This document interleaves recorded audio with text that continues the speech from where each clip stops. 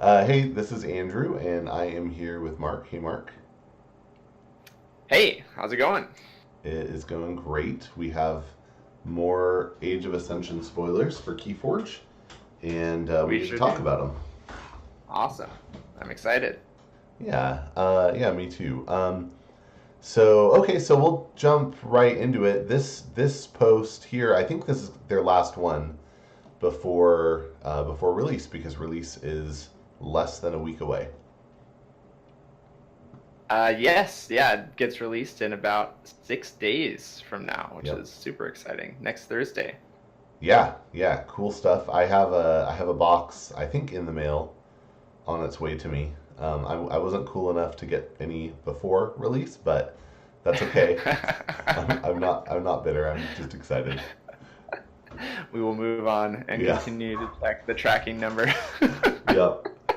Um, so this post has Shadows and Untamed, and I think that's kind of an interesting pairing. Shadows and Untamed have very interesting interactions. They're probably statistically the two winningest houses in the game in Call of the Archons, hmm and and yeah, just interesting interactions in that Untamed has a lot of tools to generate a ton of amber, and Shadows has a lot of things that might make you happy when your opponent gains a lot of amber. So Yep. And the first house that this article covers is Shadows. We have that nice yeah. pictures of a Shadows elf turning into some sort of sanctum creature. Don't know what that is. Oh, is that At least that's what it looks like to me. It might be some sort of disguise card. oh, this one here with oh yeah, that is interesting. Very shadowy.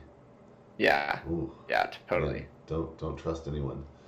Uh, so the first card that is spoiled here is Gamgee, and you were pretty excited about it. So why don't you explain it?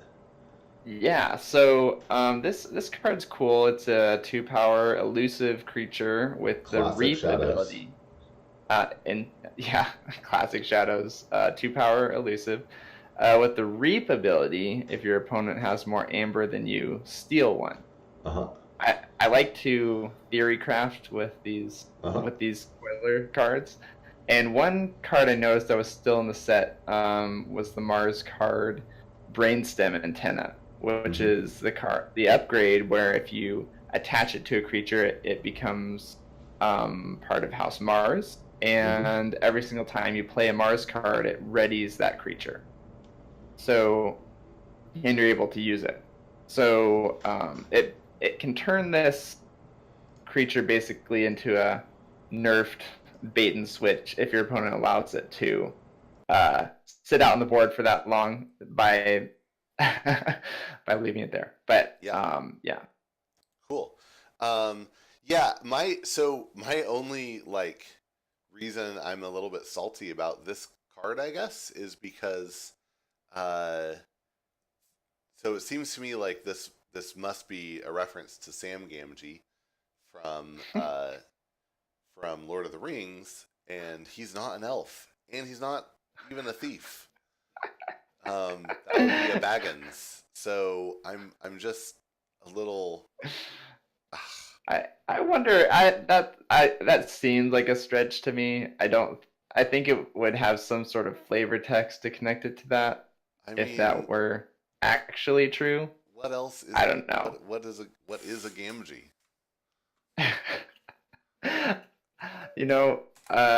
I actually am Googling that right Yeah, now, I but the know, me first thing too. that does come Okay. up is Samwise Gamgee. Yeah, yeah, I'm pretty Yeah. sure. Oh well, that's okay. Um, FFG can have their fun. Oh, here you go. A surgical dressing consisting of a thickness of cotton wool between 2 layers of gauze. Yeah, There you go. I'm gonna say it's a Lord of the Rings reference. OxfordDictionaries.com. Okay, sweet. Uh, all right.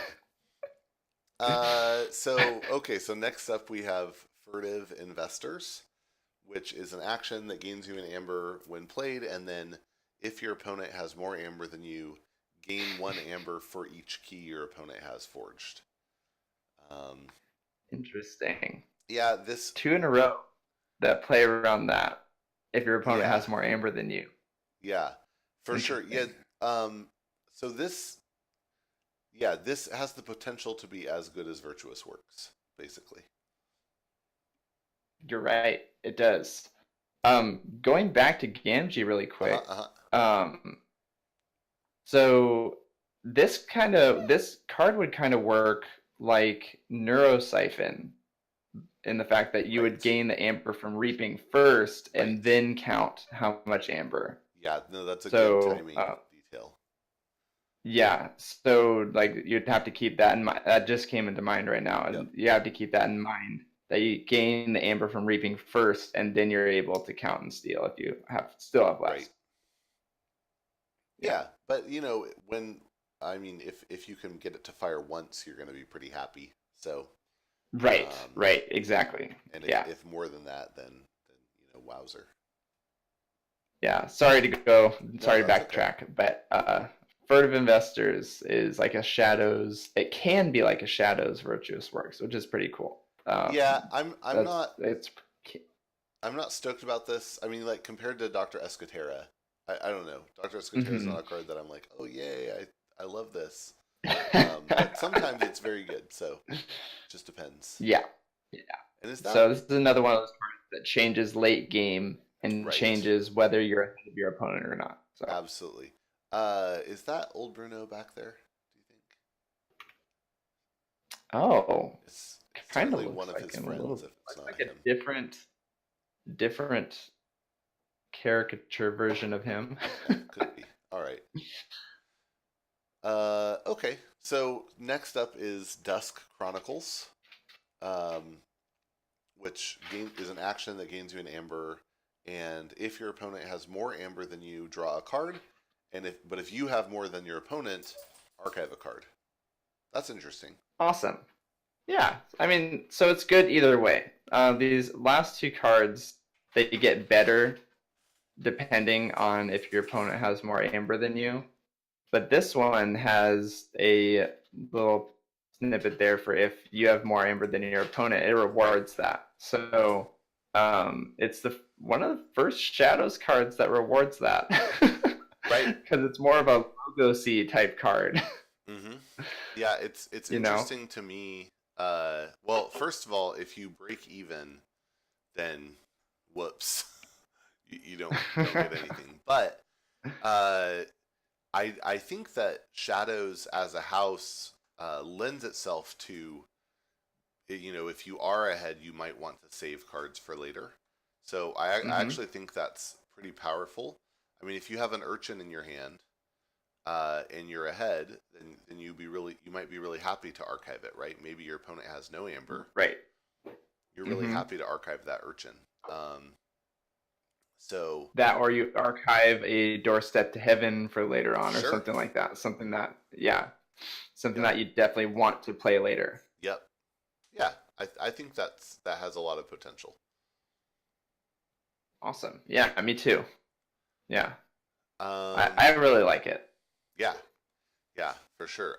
Next up, we just have Library of the Damned, which we knew. And then this one, Memory Chip, I think we saw like a corner of it before, but not the whole thing. So it's pretty exciting to see the whole thing. It's an artifact that says, after you choose Logos as your active house, archive a card. That's so Logos. Yeah. And I think we speculated that this might be what it would be. And because we were able to see part of the text of the card or whatever. But yeah, like being able to archive a card just for calling Logos, it's like gaining amber for calling Sanctum with Jehu the Bureaucrat, So yeah, but this is harder to get rid of than Jehu. Exactly. Yeah, it's an artifact. It's going to stick around. You're going to call Logos 4 to 5 times a game. Or you can call it 4 to 5 times a game if it's like a nice 12-turn game. Yeah. And yeah, it's going to be a pretty good card to have in your deck. I won't be sad if this card pops up in there. Yeah, I think that's right. Especially if you get it early, just really, yeah, a lot of good potential there. If you get it early, or even if you have a duplicate, if you have 2 of them, that would be pretty cool. I would be really happy to have 2 of those. Yeah. Cool. Next up is also it's really interesting. They stick a logos spoiler in here. Yeah, that is kind of funny. Why when it's justify it? They're talking about archiving. Oh yeah, yep. Dust Chronicles, and then yep. Yeah. Okay, yeah. All right. Cool. This next one is super weird. Yeah, well, he's a fanatic. Bren the Fanatic, 3 power skirmish. Play, your opponent gains an amber, destroyed, steal 3. Yep. So you have to have a way to get rid of him, because otherwise he's just going to sit out on the board, and your opponent's going to destroy him when they have 0 amber.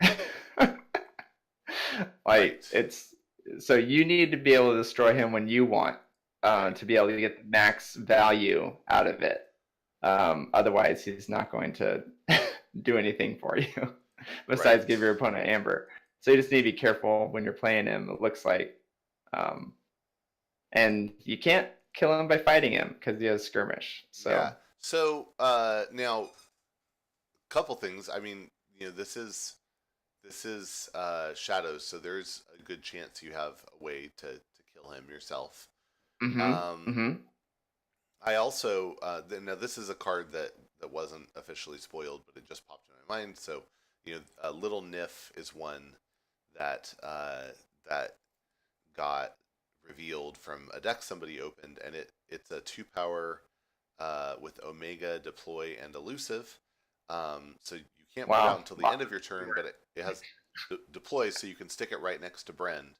And it says after a neighbor of Little Nif is used to fight, steal 1. So if you have that next to Brend, then every time he fights, you're stealing 1.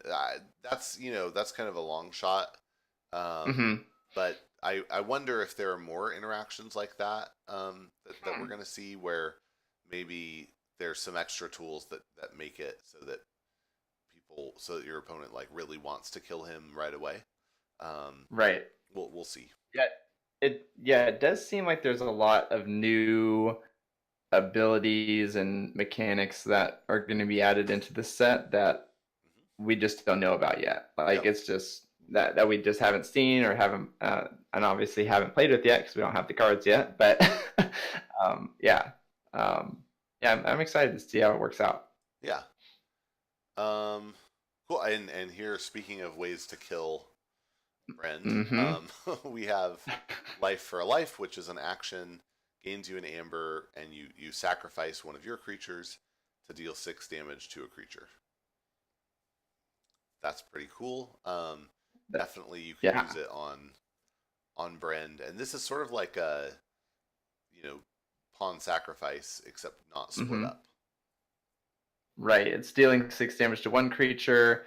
Most of the time, your opponent will have at least 1 creature on their side of the board, so you don't need to worry too much about needing to deal 6 damage to one of your creatures. So especially even if you have 1 creature and you're sacrificing that 1 to gain the amber, and that's it, that's a pretty good deal, in my opinion. Confusing card art, though. I don't really get what's going on there. It's kind of hard to see. I think it might be like a small Shadows creature diving into a large robot or knight, and I feel like maybe a little higher res would help. But I guess that higher res will come when the cards come out. I guess. Okay. Then we have Bumblebird, which is a 1 power beast, an insect, I guess, maybe notable. If you get a legacy Niffle Queen, then I guess it becomes 2 power. But it has alpha, so you can only play it the first thing. But when you play it, you put 2+1 power counters on each other friendly untamed creature. Man, that's cool. Yeah, there's a lot of potential there. Yeah, lots of potential. Especially I forget, is Hunting Witch in this set? That's a good question. Because if you happen to put out Hunting Witch the turn before, and your opponent focuses on getting rid of that as opposed to the other creatures you put out with Hunting Witch, then you'd be able to actually have a good turn with this. Let me see. Yeah.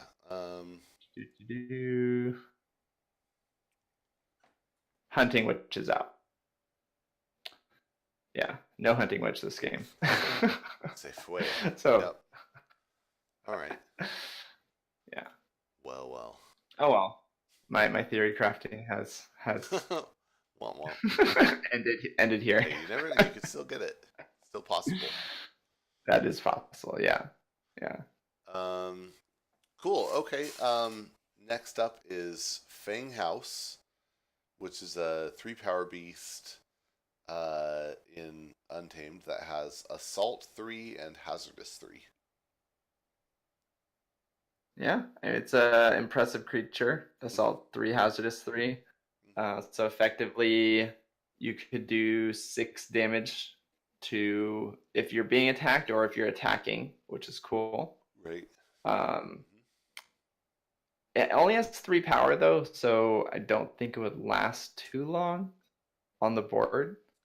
Yeah, it depends. The Hazardous 3 just means there's not a lot of things that can touch it. Yeah. The way that I imagine using this is more of a reap machine as opposed to maybe attacking to get rid of an elusive creature, a small elusive creature. Yep.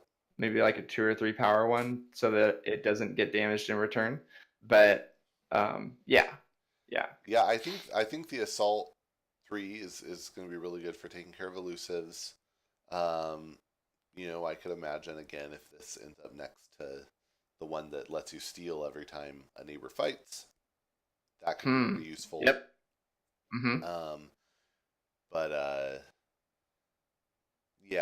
With the Hazardous, you think, well, I want this to be something that my opponent wants to kill. Otherwise, the Hazardous doesn't really matter. And I agree with you. I think it needs, depending on the situation, it could use just a little more pizzazz to make the Hazardous really kick. Right. Also, why is Pikachu on the card? Yeah. Is that really what that is? I know it can't be, but it looks like Pikachu, doesn't it? Okay, I guess it kind of does. I mean, I see 3 spiky things coming out in the mohawk fashion. Yeah. I don't know. Maybe they could be ears and something come out the back, but yeah, that's funny. I didn't see it like that before. Can't be unseen. Yeah, never. All right. So the next card we have here is Darna, a 2-power elf witch. Play, gain 1 amber for each damaged friendly creature. And reap, heal 2 damage from a friendly creature. Cool. And is this? So I think we've seen this one before, possibly, or is this another one that we only saw part of? So this one, I think they showed the art from it on a different spoiler post, but I don't remember seeing. I remember seeing this card in the FFG stream, but not officially spoiled. Yeah. Okay. But it's cool. I mean, it looks like the type of card that I think this might actually be the first which you don't want to necessarily focus down. I mean, healing 2 Right. damage from a creature is good, but it's not game breaking like some of the Yeah, other ones. yeah, the strongest effect is on play for sure. Well, Yeah, that's true of yeah. Toda as well. Um, I think this is the first elf in Untamed too, though. That's kind of weird. Oh yeah, that's true. Yep. Huh. That is interesting. Yep. I think they mentioned that in the article too. Oh, let me Yeah. let me fact check you.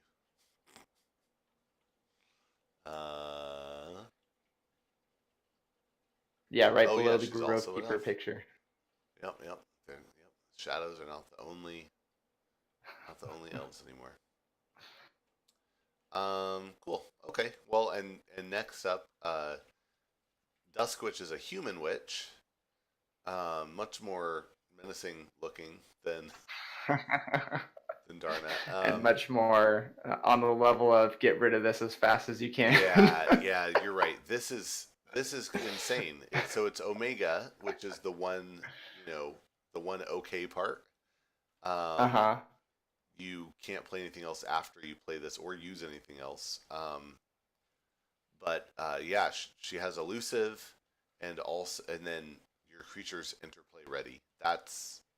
I Yeah. mean, it's like Speed I Sigil, but it only applies to you, and it's not just the first creature. That's insane. So crazy. So crazy. And um yeah, so like there's no shadow self in this next set, Hmm. but there's tons of taunt and deploy and all this stuff that you're Right. going to be able to protect this with. Hmm. So this one will be easy. You can. It seems like this one will be pretty easy to protect.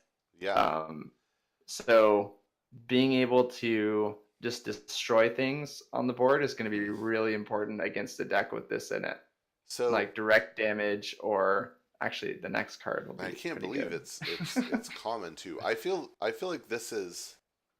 I think this is probably the highest kill priority of the witches. I think Actually, so even too. even over Witch of the Eye. I was Hmm. thinking this is game breaking. In you could compare this with Restringentus, but Hmm. whereas Restringentus stops your opponent from doing things, this just crazy accelerates you. Um, Yeah, it accelerates you to the point where if you let it go 2 turns, the game could be over. yeah, Like yeah, it's that good. yeah, absolutely, yeah. I mean, it's hard for me. Honestly, it's hard for me to imagine. I would bet the percentage of games where this is still on the board on your next turn. I would guess that in that case, like your win rate probably goes up to 90% or something. Like it just seems so strong. It's Hmm. ridiculous. Okay, sorry, Yeah. gushing. Yeah, well, I think that the next creature on here, and this is what they go over in the article too, but the next creature we have on here and the artifact right afterwards. So Niffle Ape, 3 power creature, seen this in Call of the Archons. But Niffle Grounds, a new Right, artifact that gives you because an Niffle amber. Ape is actually not coming back. Oh, I By the actually way, didn't know that. yeah, Um, it's on the gone list. Interesting. Yeah, the only commons that are staying in Untamed are Full Moon, Key Charge, Regrowth, and Save the Pack. Kind of crazy. That's true. Yeah. Yeah. Wow. All right. Okay. Well, Anyway. the good thing is we do have this artifact, Niffle Grounds, Yeah. which does the same thing, but Right. just for one creature. Right. So, whereas you'd be able to choose one creature with your Niffle Ape to be able to ignore that, and half the time it survives, half the time it doesn't when you attack that creature. Right. But Niffle Grounds just allows you to attack that creature with any creature you want, and Right. ignores those keywords, taunt and elusive. Yeah. The one just interesting in the specifically in the case of the Dusk Witch, um, the a Niffle Ape would be able to take her out. Let's say she's between a couple of Champion and Aphiels. Mm-hmm. Um, Niffle Ape could just hit her and take her out, whereas with Niffle Grounds, you'd need 3 copies of it to undo all the keywords. I mean, if you undo the keywords on the taunt things, then you just have to fight her twice, and that's not so bad. But anyway, Niffle Ape it just has a little bit more ability to, if you're trying to kill something that has elusive, Niffle Ape is possibly slightly more effective for something that's smaller. Yeah, that's so weird. I totally took this as turning a creature basically into Niffle Ape, but you're right. It doesn't do that. It only picks one creature and gets rid of the keywords on that one creature. Right. So yeah, wow, that's actually way less strong than Niffle Ape.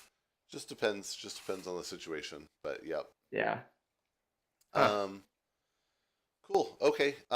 So the next creature we have is Knuckles Bolton, who looks very pretentious. He's very blocky.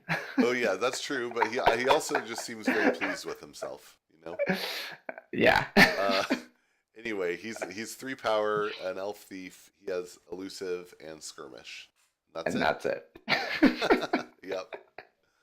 So probably needs some more stuff to be really impressive. But again, it seems like maybe they have some tools in here that will do that. And we just haven't seen totally agree. Totally agree. That's by itself seems very underwhelming. But like you said, I'm sure there's going to be plenty of cards for it to combo with. Maybe a fight, maybe an action card or something like that in Shadows that every single time a creature fights, you steal one or something like that. I don't know. Kind of like War Song in Ravnar. Yeah. That'd be interesting. Yeah. Okay. Next one is Shal. I don't know. Sanctum seems to have a lot of French stuff. Yeah, they do. So I don't. Anyway, I'm just going to say Shal. And who knows? Okay, Shal. The Safeguard is a human knight, 4 power, 2 armor, and deploy and taunt. Very good card. Classic 4 power 2 armor for Sanctum. That's a giveaway for if you said 4 power 2 armor. I'd immediately say Sanctum for the house. But sure. The fact that it has deploy and taunt immediately makes it a good card. You're able to put this right in the middle of your battle line, protect creatures that are there. Pretty good. Yeah, I was gonna say I think the most obvious card to compare this to is Champion and Aphiel, who is 6 power 1 armor and taunt. So from a strict I have a creature with taunt perspective, Champion and Aphiel might be a little more desirable, but the fact that Shal can deploy and it doesn't just have to go on a flank, I think does make it a little bit of a better card. It makes it a bit better in more situations, you might say. So as opposed to needing to play 2 different, if you wanted to protect creatures from a different house, you don't need to play this card and then play that other house to protect that other house. You can just put this play all the cards from that house and then put this in the middle, and it's immediately viable. The 4 power puts it in the range of Dodger and Headhunter can attack it without dying. But the 2 armor puts it in the territory that but they're also not going to kill it. So exactly. Anyway. Yeah. So yeah. Okay, and then makes it balance. For sure balance. And then we have seen Lamindra before. She's a 1 power elf thief with deploy and elusive, and she gives her neighbors elusive, which seems interesting. Does seem interesting. Imagine giving elusive to, let's see, what are the other ones in here that don't have elusive in Shadows? Right. Well, you put Shal next to her, and you have kind of a crazy situation. Oh yeah, that's actually true. And you could stick either of these into the battle line next to each other. Yeah. Yeah. Yep. You put it next to Fang House, and you have a really interesting situation, but you still need something to make the Fang House annoying. That's so funny. Every single Shadows creature in this post has elusive except for Brand. Bren the Fanatic. Yeah, yeah. Well, they're Yeah. elusive. They're elusive things, but but I think one of the benefits is going to be being able to put elusive on stuff outside of shadows. So I'm not so Oh worried yeah. about Yeah. No, very much that. so. Yeah. Um, cool. Okay, and then so that's it for this post, which again I think is going to be the last one until uh, well, we have the release in 6 days. Mm-hmm. Mm-hmm. They So have their all-day stream giving away Keyforge decks on their stream all day, I think. I oh, don't I know didn't how. I didn't know that. I'm gonna have to Yeah. tune in for that. Yeah. So I think I don't remember how long they said they would be streaming for, but they said all day. I don't know what that means, but Cool. That's fun. Um, yeah.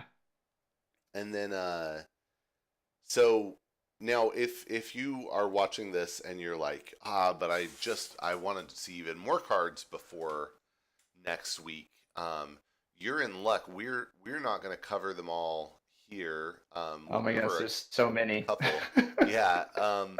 But there have been a few people that got apparently a go ahead from FFG or Asmodee affiliates to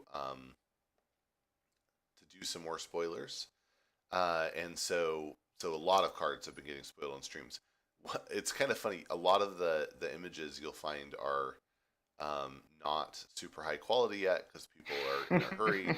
But if you just want to flip through and see what the cards are, you can find a lot more. So if that's what you're interested in, go out and do that. Oh, there is one more that is on this page actually that it just wasn't in the pop out. And that is Song of Spring, which is an action that gains you an amber, and then Oh yeah. uh, Uh-huh. and then you shuffle any number of friendly untamed creatures from your hand, discard pile, or battle line back into your deck. That seems pretty Man, cool. that is pretty cool. You can use it to cycle your deck a little bit more by Yeah. taking cards out of your hand and putting them back in. Um, your battle line, you can recur them if they have play abilities, Mm-hmm.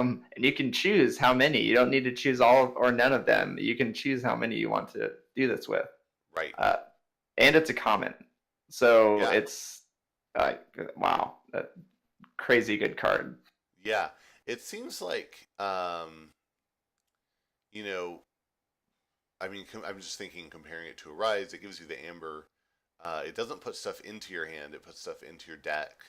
Hmm. Um, But imagine if but it's halfway through the game and you only have 13 cards in your deck or right, 15 in yeah, your deck. absolutely. Plus, I like that you know it's it's an any number. So if there's something you want to leave in your discard pile, you can, and you can shuffle from your battle line as well. So that's Hmm. interesting.